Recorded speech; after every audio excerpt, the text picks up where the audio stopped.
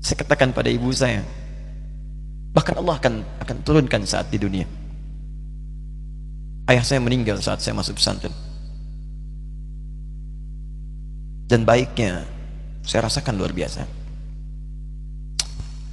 Beliau mengajar di musalla kecil dulu, sekarang jadi masjid. Itu saya selalu di bawah. Beliau mengajar, saya tidur. Sekarang gantian, saya mengajar, beliau tidur. Dan kadang dipangku, gendong sampai pulang. Saya pernah sengaja pura-pura tidur untuk ingin tahu apa yang dikerjakan ayah saya di jalan. Jaga betul supaya nggak bangun. Begitu saya disimpan di kasur dan bangun, diajak bercanda. Saya mau masuk pesantren, beliau nggak sempat ngantar. Saya bertemu, beliau menangis, peluk saya, minta maaf, nggak bisa ngantar ke pesantren. Saya belum mengerti apapun saat itu. Saya bertekad, insya Allah saya belajar dengan sungguh-sungguh. Sepekan 2 pekan saya dapat panggilan pulang.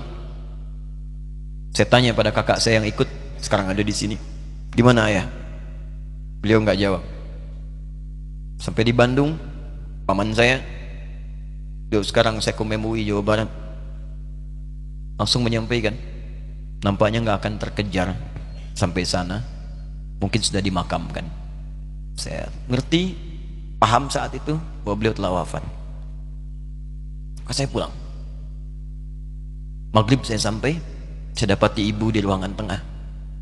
Saya datangi, saya menahan tangis, tidak menangis sedikit pun, untuk membahagiakan ibu saya. Saya datang, saya peluk, saya temani tidurnya. Itu pertemuan saya dengan ayah saya terakhir di mimpi. Saya bermimpi melihat sudah pakai kemeja, tersenyum, mendadahi saya. Sudah.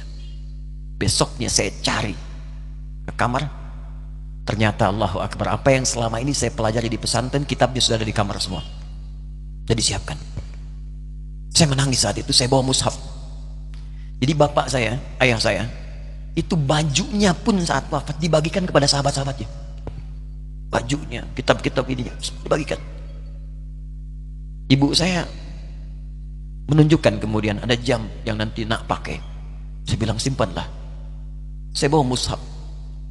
Dengan mushaf itu saya duduk di ruangan tengah, saya menghadap ke kiblat dan saya mohon kepada Allah, ya Allah, saya tak punya kemampuan lagi membahagiakan ayah saya saat hidup di dunia, tapi mohon jadikan setiap huruf dalam Al-Quran ini, ya Allah, pahalanya mengalir untuk ayah saya. Begitu saya bacakan saat itu, tak bisa saya berhenti, dan tiba-tiba langsung masuk ayatnya, artinya, posisinya, nomornya, gak pernah berhenti, masuk. Saya bertekad ingin berbuat baik. Puncaknya saya sekolah, ibu, ya Allah, saya ingin berbakti pada ibunda saya. Anda tahu apa yang terjadi? Demi Allah saya katakan, ketika Anda bersabar, ibu saya, bu, pak, itu krisis 97, Pak. Waktu krisis saya masuk pesantren, saya diberikan sempurna bekal seperti anak-anak lain. Rupanya ibu saya sudah tanya kepada santi-santi, orang tuanya, berapa bekal Anda kasihkan? Dikasih yang paling tinggi itu dikasihkan pada kami tiap bulan. Saya terima. Satu kali libur saya pulang dari jauh, ibu saya tersenyum melihat sedang jemur pakaian lihat saya. Begitu saya tiba, kaget saya. Kok pakaian ibu saya, pakaiannya nggak cocok dipakai gitu. Ini bukan pakaian ibu saya, kayak kain pel lah kalau sekarang. Saya masuk ke rumah, saya kejar, saya buka pakaiannya, lemarinya, saya nggak temukan sedikit pun. Saya kejar kakak saya, dia sudah siapkan makan. Kak perempuan kami yang kedua, mana pakaian ibu saya? Perhatikan jawabannya. Dia menangis saat itu. Dia bilang, mama itu telah menjual semua perhiasan dan pakaiannya untuk pendidikan kamu. Jual. Untuk kita katanya. Jual. Dan bertahan dengan 150.000 per bulan saat krisis. Jadi rupanya ibu saya itu makan nasi sehari cuma sekali. Beliau mengajar. Di berangkat sekolah itu cuma makan pisang, minum kopi, makan nasinya malam. Saya bilang, ya Allah, saya akan ganti baju ibu saya dengan kain ihram dan saya ganting tangannya di Masjidil Haram. Itu apa yang terjadi? Begitu saya kuliah di Libya, alhamdulillah, saya berangkat, saya mulai mengajar, saya serius belajar. Saat itu kemudian Allah mulai berikan jalan. Saya ingin sungguh-sungguh. Malam saya bangun, saya sholat, saya belajar, saya menghafal Quran, saya belajar riwayat Quran. Sampai puncaknya tiba. Saya ditugaskan pemerintah Indonesia saat itu untuk jadi petugas haji di Mekah. Saya telepon ibu saya. Saya bilang, "Ma, saya insya Allah akan haji 2010." Saya telepon Februari saat itu. Saya dengar suara, terbayang wajahnya indah, senyuman, bahagia. Alhamdulillah, nak. Kapan berangkat? Tahun ini insya Allah. Saya bilang, dan saya tidak akan pernah berangkat kecuali mama pun akan berangkat. Terdengar nada pesimis tapi senyum. Dari mana katanya? Allah akan kasih, saya bilang. Saya sedang bekerja berusaha karena Allah. Mustahil Allah akan sia-siakan kita. Berapa butuhnya? Porsinya 25 juta. Kapan harus ada? Bulan Juni. Ya, jadi dari Februari ke Juni itu. Ya, Juli bukan Juni, Juli. Ya, jadi saya masih ingat tuh bulan 7, 5 bulan itu. Saya ibu, Pak, nabung saya beli tabungan, saya niatkan untuk ibu saya haji. Bulan Juli mesti setor 25 juta. Jadi semua tabungan masukin situ. Ada yang ngajar ngasih, masukin situ. Masukin semua. Tepat sepekan sebelum itu kemudian didaftarkan, saya buka tabungan. Allahu Akbar, karunia Allah luar biasa. Tadi butuh berapa? 25 juta. Begitu dibuka, Masya Allah, 1 juta. Karena beasiswa nggak banyak, 1 juta. Tapi 3 hari sebelum daftar, entah dari mana ibu-ibu pengajian di KBRI datang, "Ustadz, ibu katanya mau haji juga ya? Ustadz mau haji ya? Ibu ikut ya?" Sudah nggak usah dipikirin, nanti kami yang pikirkan semuanya. Tiba-tiba dikirim, bayar porsinya di sana, dapat koper paling besar. Bayangkan, tadinya kopernya belum datang, telepon lagi, "Nak, koper belum datang," katanya. Saya bilang, "Ma, tenang aja, apa hajinya nggak jelas ini?" "Tidak jelas," saya bilang, "insya Allah." Ya. Nah, cuman beritanya berbeda. Begitu saya telepon lagi, "Ma, gimana bisa?" Nah, telah keluar pengumumannya. Kapan, Ma? 2013. Loh, kan saya haji 2010, nggak bisa, harus 2010. Lihat kalimat ibunda saya.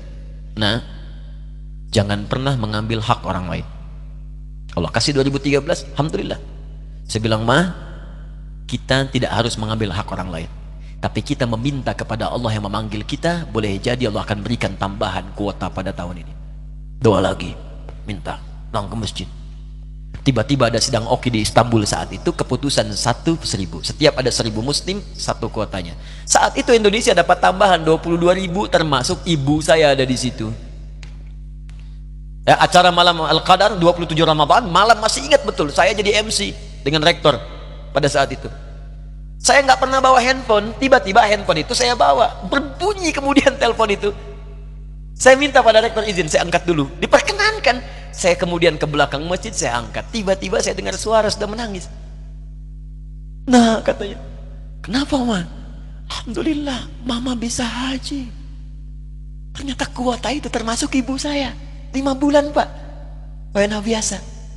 Nggak bayar tambahan, nggak ada macam-macam, bisa berangkat. Begitu saya berangkat duluan, saya tungguin betul di apartemennya, di maktabnya sampai datang. Begitu sudah datang, saya nggak sapa, saya lihat dari jauh.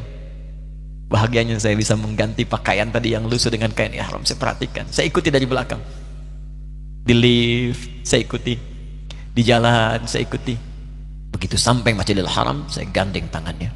"Ma, kita sama-sama. Labbaik Allahumma labbaik. Labbaik la syarika laka labbaik." Saya tawaf, saya gandeng ibu saya lindungi supaya dapat kenikmatan dalam tawafnya.